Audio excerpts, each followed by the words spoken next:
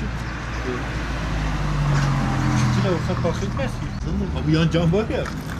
Kapıda.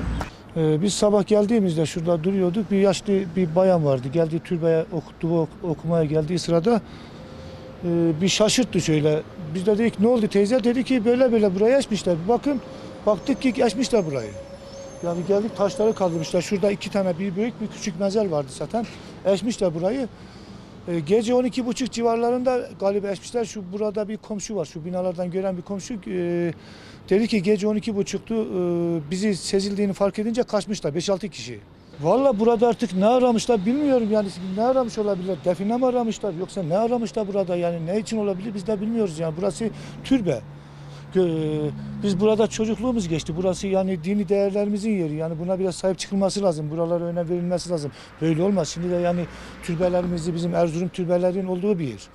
Her köşesinde bir evliya yatıyor. Her köşesinde bir zat yatıyor. Yani her yer artık türbeler meşecekler. Bunlara bir önem verilmesi lazım.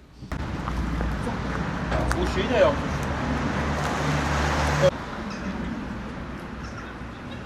Abi bu kitabı seni yapmışlar ya kapattılar. Bunu da yapacak yarım kapattılar. Tamam.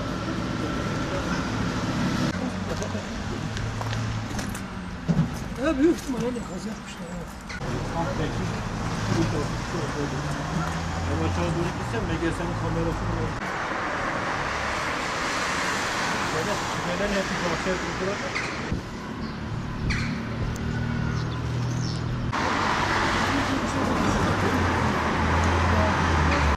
Ne yaptın öyle?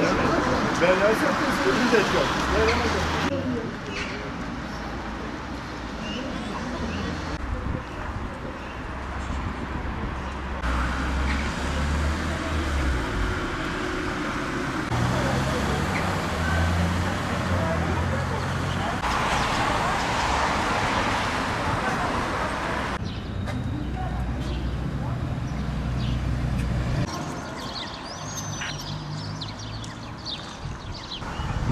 Dedik ne oldu? Dedik ki türbe açmışlar. Geldik baktık. İşte hal bu. Artık türbeler birleşmeye başladı.